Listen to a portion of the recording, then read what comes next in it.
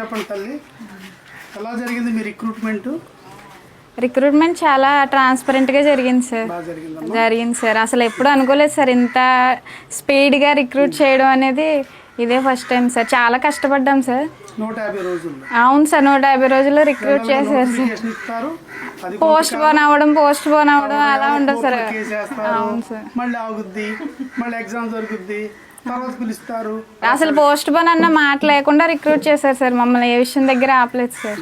అంతా అనుకున్న షెడ్యూల్లో జరిగింది అది సార్. లోకేష్ గారు గొప్పతనం. అవును సార్. ఆయన ఎంత ఒక యజ్ఞం లాగా ఆయన ఎలా ఉందో ఒక నిర్ణయం తీసుకున్నారు అంటే చాలా అది లక్ష్యం చేరుకునే వరకు చాలా కఠినంగా వ్యవహరిస్తారు ఆయన. ఎంత పెద్ద ఇష్యూ అయినా దాదాపు 150 రోజుల్లో 250 పైచులకు కేసును ఆయన క్లియర్ చేసుకుని ఎక్కడ ఇబ్బంది లేకుండా ఎగ్జామ్స్ కానీ అన్నీ కూడా అన్న టైంకి చేశారు సార్. గతంలో ఏమైనా ట్రై చేశారమ్మా? చేశాను సార్. 18 రాశాను సార్. 2018 అవును సార్. అప్పుడు జస్ట్ పాయింట్స్లో పోయింది సార్. పాయింట్స్లో పోయింది. అవును సార్. అప్పటి నుంచి 7 సంవత్సరాలు కూడా బుక్స్ వదలడానికి లేదు సార్. అప్పటి నుంచి చదువుతూనే ఉన్నాను సార్. ఒక పక్క ఫ్యామిలీ. అవును సార్. ఎప్పుడు నోటిఫికేషన్ పడితే ప్రతిసారి ఇయర్లీ టెక్స్ట్ బుక్స్ మారేసారు. మారినప్పుడల్లా మళ్ళీ ప్రిపేర్ అవ్వడం, అవి తెచ్చుకోవడం, మళ్ళీ ఫస్ట్ నుంచి చదవడం.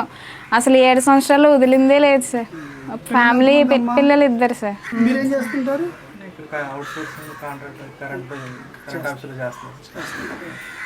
అంటే అప్పుడు 2018లో మీకు మిస్ అయిందా? అవును సార్. మళ్ళీ 2025 వరకు 7 సంవత్సరాల పాటు వెయిట్ చేస్తూ ఉండాలి, చదువుతూ వదిలేస్తే మళ్ళీ పూర్తిగా. చూసాను సార్. చాలా సంవత్సరాలు చూసి ఎక్స్ అయిపోయి ఇంకా ప్రైవేట్ స్కూల్లో కూడా వెళ్ళాను సార్. ఇంకా తర్వాత ఈ నోటిఫికేషన్ వచ్చింది అన్నాక కొంచెం నమ్మకం వచ్చింది సార్. ఇంకా అది వదిలేసి 1 year దీని మీదే కూర్చుని మళ్ళీ ఈ 7 సంవత్సరాలు కూడా వదిలేదు సార్. వెళ్ళడం జరిగింది. కష్టపడ్డారంటున్నారు. అవును సార్. జగన్మోహన్ రెడ్డి గారు ఇదేమో ఇది మెగా డిఎస్సి కాదు, దగా డిఎస్సి, ఇదంతా మోసం అని చెప్పి అక్కడ ధర్నాలు దీక్షలు చేస్తున్నారు. ఏమనిపిస్తుంటుంది అవి చూసినప్పుడు? లేదు సార్, మేము ఎంత కష్టపడ్డాం అనేది మాకు తెలుస్తుంది కదా సార్. వాళ్ళకి ఎలా తెలుస్తుంది సార్? ఈ 7 సంవత్సరాలు ఎంత కష్టపడ్డామో, ఎంత ఎదురు చూసామో, అది వచ్చినప్పుడు మాకు తెలుసు సార్ ఆ కష్టం విలువ. వాళ్ళకి తెలియదు కదా సార్. కానీ ఏ విషయం దగ్గర ఎక్కడ ఆగలేదు సార్. అంతా ఇప్పుడు ఆన్లైన్లో కాదు సార్, అందరికీ ప్రతిదీ తెలిసింది సార్. ట్రాన్స్పరెంట్ గానే జరిగింది. మెరిట్ లిస్ట్ పెట్టడం కానీ, సెలక్షన్ లిస్ట్ పెట్టడం కానీ, ఇక్కడ వెరిఫికేషన్ పిలవడం కానీ అంతా ట్రాన్స్పరెంట్ గానే జరిగింది సార్. ఈ మధ్యలో ఎక్కడ ఏదైనా ఎవరో ఒకరు క్వశ్చన్ రేస్ చేస్తారు కదా సార్. రెండోది, వీళ్ళు ఏదైతే జగన్మోహన్ రెడ్డి గారి దగ్గరికి వెళ్ళి చెబుతున్న ప్రతి కేసుని కూడా ఇక్కడ ప్రభుత్వ ఉన్నతాధికారులు ఎందుకు వాళ్ళకి రాలేదు అనేది కూడా చాలా డీటెయిల్డ్ గా. అవును సార్, మెన్షన్ చేశారు సార్. ఎక్స్ప్లెయిన్ చేస్తున్నారు, డీటెయిల్ గా సమాధానం చెప్పారు సార్. అందుకే కాలేదు అంటే కోర్టు కూడా వెళ్ళొచ్చు. అవును సార్. ఈ విధానం ప్రజాస్వామ్య వ్యవస్థలో ఇన్నుండగా మీరు పడ్డ కష్టాన్ని, మీరు నిద్రలేని రాత్రులు గడిపిన దాన్ని, మీ శ్రమని, మీ విజయాన్ని ఈరోజు నడి రోడ్లో అవమానపరుస్తుంది. ఎందుకంటే వాళ్ళ 5 ఏళ్లలో ఒక్క పోస్ట్ ఇవ్వాలి, ఒక్క నోటిఫికేషన్ లేదు, ఒక్క ఉద్యోగం ఇవ్వాలి. ఒక్క పోస్టు, ఒక్క ఉద్యోగం ఇవ్వలేదు పెద్ద మనుషులు. ఈరోజు వచ్చి డిఎస్సిలో అన్యాయం జరిగిపోయింది అనేది. ఇంకా విచిత్రం ఏంటంటే చంద్రబాబు నాయుడు గారి హయాంలో 196,620 మందికి ఉద్యోగాలు వచ్చాయి, టీచింగ్ ఉద్యోగాలు. అప్పటి నుంచి 1994 నుంచి ఇప్పుడు 2025 మీకు మెగా డిఎస్సి వరకు తీసుకుంటే 1,96,620 మందికి. అంటే మీరు ఎక్కడికి వెళ్ళి ఏ టీచర్ని మీరు కదిపినా మీకు ఉద్యోగం ఎప్పుడు వచ్చింది అంటే చంద్రబాబు నాయుడు గారు హయాం అంటారు. అది ఆయన గొప్పతనం, అది ఆయన విజన్. అటు చంద్రబాబు నాయుడు గారికి, ఇటు లోకేష్ గారికి.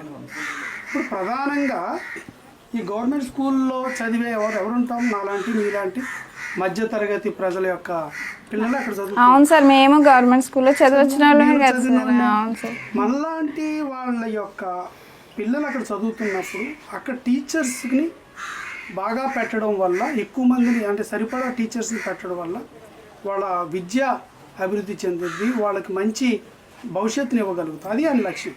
మరి జగన్మోహన్ రెడ్డి గారు 5 ఏళ్లలో ఒక్క ఉద్యోగం కూడా టీఎస్సీ టీచర్ ఉద్యోగం వేయలేదంటే 5 ఏళ్ల పాటు ఆ భవిష్యత్తుని చిదిమేసినట్టే కదా.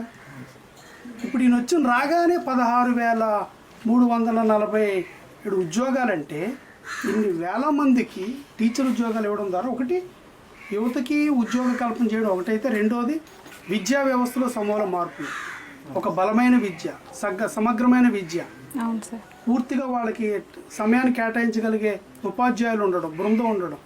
ఇప్పుడు విద్యా వ్యవస్థ బలోపేతం అవుతుంది. మరి ఇప్పుడు మీరు ఇచ్చే సందేశం ఏంటి? మేము వైసీపీ వాళ్ళు అక్కడికి వచ్చి ఇదంతా దగా డిఎస్సి వీళ్ళందరూ మోసం డబ్బులు ఇచ్చేసి ఉద్యోగాలు తెచ్చేసుకున్నారు, మీరేమో చదివాం రాత్రి పగలు. నిజంగా డబ్బులు ఇచ్చి తెచ్చుకునే బలం అయితే మాలాంటి వాళ్ళకి రావు కదా సార్. రావా? రావు సార్. కరెక్ట్ అమ్మా, మంచి మాట అమ్మా. నిజంగా ఎందుకంటే మన మధ్య తరగతి కుటుంబాలు కాయ కష్టం చేసుకునేవాళ్ళు. అవును సార్. ఓకేనమ్మా, గుడ్. మరి ఇప్పుడు మీకేమన్నా ఆందోళన అనిపిస్తుంది? లేదు సార్, నిజంగా అలా జరిగే ఉంటే ఆస్పిరెంట్లో వాళ్ళే కోర్టుకు వెళ్తారు కదా సార్, వాళ్ళు వచ్చి క్వశ్చన్ చేయక్కర్లేదు. ఇప్పుడు నష్టపోయిన వాళ్ళకే ఉంటుంది కదా సార్ ఆ బాధ, వాళ్ళే అడుగుతారు కదా సార్. వాళ్ళు ఎవరు అడిగినప్పుడు వీళ్ళని అడగడం అనేది కరెక్ట్ కాదు కదా సార్. నిజమేంటో వాళ్ళకి తెలుసు. అవును సార్, మాకు తెలుస్తుంది సార్, మేము కష్టపడ్డది మాకే తెలుస్తుంది. అన్యాయం జరిగితే నష్టపోయేది కూడా మేమే. సో అక్కడ అన్యాయం జరిగిందంటే క్వశ్చన్ చేయాల్సింది కూడా మేమే. సో వాళ్ళే ఏం మాట్లాడలేదంటే అదంతా ట్రాన్స్పరెంట్గా జరిగిందనే కదా సార్. ఓకేనమ్మా, ఈ ప్రాసెస్లో కూడా ఎందుకంటే ఈ తోడేళ్ళి గుంటనక్కలు ఈ వ్యవహారాలని మా సర్వసాధారణం చంద్రబాబు నాయుడు గారు వీటన్నిటిని ఎలా అడిచి తొక్కాలని బాగా తెలుసు. అందులోనూ లోకేష్ గారు ఇంకా ఆయన బలంగా ముందుకెళ్లే వ్యక్తి.